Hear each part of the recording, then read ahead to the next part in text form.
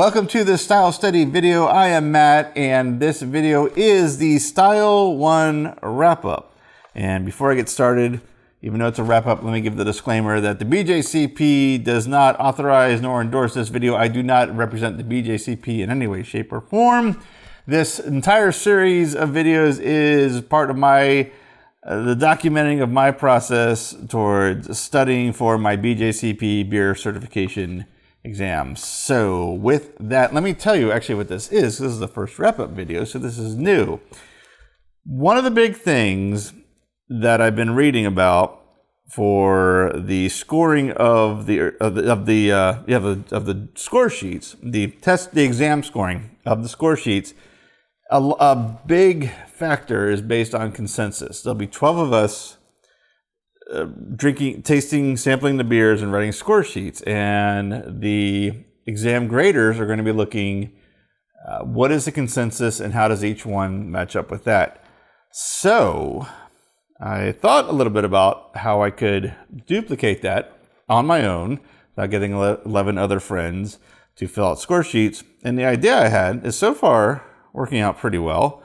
We'll see how long it lasts when we get into stranger styles. But I've been going on Beer Advocate and pulling about I started off with like 10, and I realized I could just make that 12 and do the same thing that the exam graders are going to do. But a couple of these are a little shorter than 12. Pick the random reviews, ones that are thorough and not just 2 sentences, and pull out the highlights, much like I filled out the highlights for each style on the screen, and see what keeps appearing in more than one score sheet that I don't have, or review in this case, and what did I write that no one else did? And that's what I did. And one of the reasons I picked Beer Advocate is because they have an ongoing kind of format with longtime users, whereas the BJCP score sheets go with aroma, appearance, flavor, mouthfeel, and overall impression.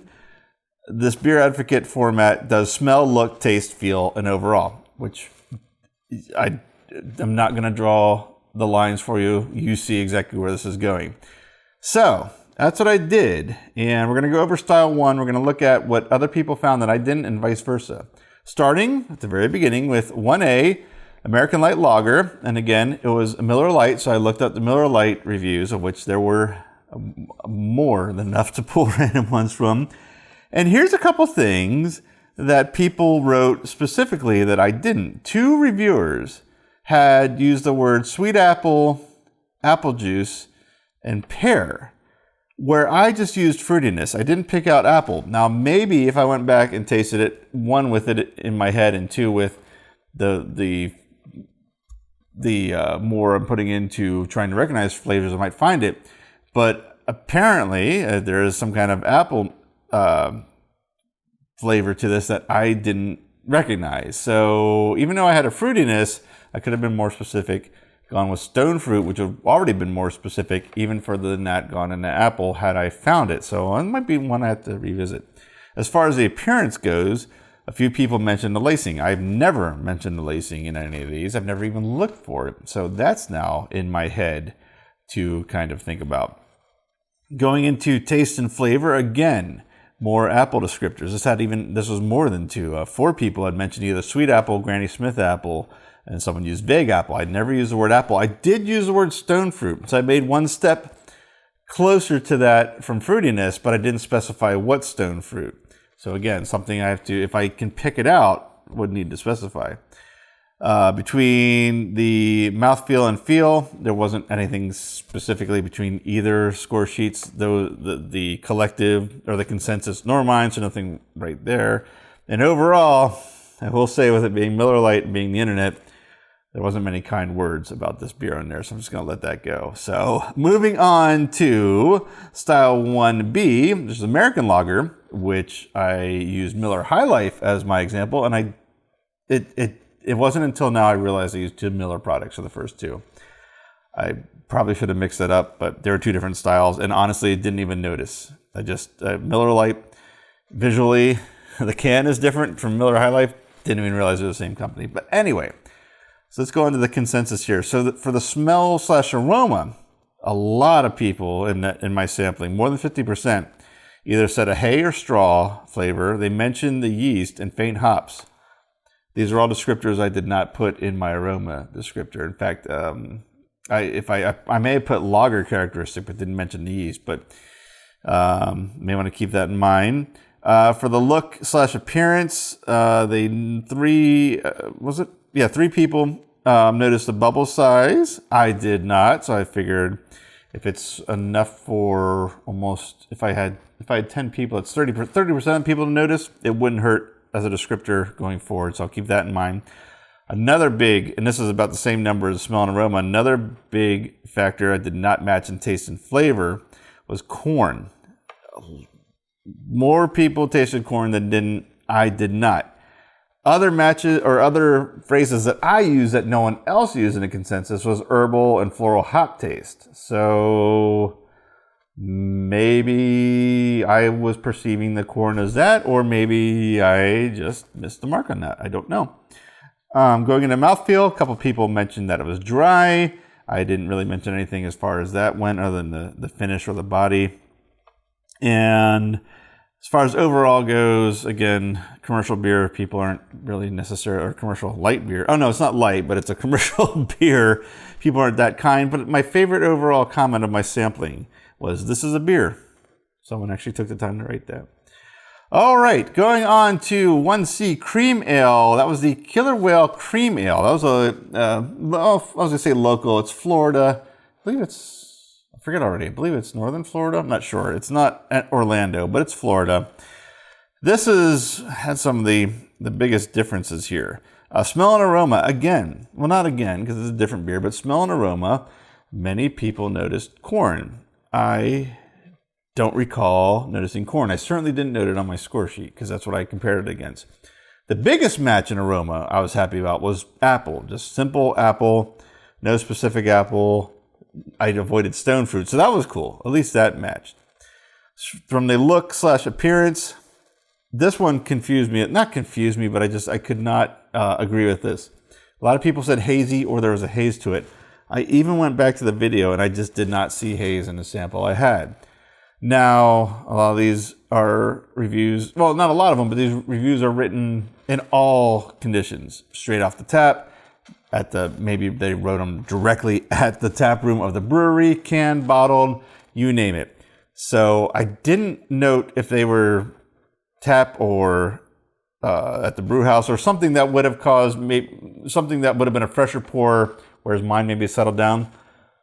But that's not a judgment call. It's either hazy or not. So I don't really think that is that big of a disagreement. It's not like it's up for an interpretation. So mine just was not hazy is what it comes down to, or theirs was, depending on how you want to say it. Taste and flavor, no drastic differences. We pretty much use the same words, which is really cool to see. For the mouthfeel, couple descriptors I had not used was watery and thin. I had not used that at all in any of these, so I have to keep those in mind for thinner beers. And I had, the closest thing I had to that was a light body, but thin and watery is probably a better descriptor. So I definitely picked up on what they're talking about. I just probably didn't use the best word that I could have. For the overall, there were some better descriptors used for this beer than I used, and I noted a couple down. One was the flavor is enjoyable and its slight complexity keeps one coming back for more. That was really good. And although it does not quite match specifications for the mainstream cream ale, it's quite a nice beer in its own right. So that's a good compliment to put to a beer that you're judging, at least I think, you're judging as being out of style, but still enjoy drinking. So some good lessons learned there. And finally, let's take a look at 1D American Wheat Beer, and that was Bell's Oberon, was the sample we used in this video. Smell and aroma, a lot of matches here. The Oberon is just got a very distinct aroma, and as long as you haven't had a bottle that was somehow, or can, that was accidentally cracked open or sitting around for 18 years, I think everyone's going to match this, which is citrus or orange and grainy or ready. Across the board, almost all the samples I pulled and against my score sheet, the consensus was those flavors. Look at appearance, again, another match here, pretty much. Cloudy or hazy, and a lot of mention of the head size and retention. There was a great descriptor I have not seen nor got anywhere close to using in any of my score sheets that I'm going to try to alter a little bit to steal, was a thick blanket of foam leaving plenty of sticky cobwebs of lacing along the way. That was a good one. Taste and flavor, we pretty much matched that as well. You have the grainy, bready, or cracker descriptors. Some people use different versions or different combinations, but we all pretty much had the same consensus on that. Mouthfeel, most said medium bodied. I had light bodied, but 2 others did as well. So I wasn't completely off consensus, but I was in a minority because I think more said medium body than said light body. So we were a little outnumbered, but I wasn't alone. So that was good. And for overall impression, nothing vastly different than my overall description or any of the other well-written descriptions. There wasn't one that stood out as anything the rest of us hadn't noticed. So that is it. I will be moving on to style 2, and I'm going to continue to do this consensus against Beer Advocate as long as I can find at least 6 or so of these. I'm thinking when we get into the really, I want to say obscure styles, the less common styles, the less commercial style. I can't find the word I'm looking for, but I hope you know what I'm trying to say. I have a feeling I'm not going to find as many reviews, well-written reviews. I'll always find some reviews, but I'd like to find them with all those 5 bullet points, and also with some good thought behind them, some well laid out sentences, rather than, I have seen some that said smells good, tastes good, looks good, yada yada yada. So something a little more than that. So I'll do my best to find those and continue this. All right, that is it. I've droned on long enough. So on to style 2, that's coming up next. And of course, I have to take a minute to say thank you for watching and repeat that I will be back with another style study session video very soon.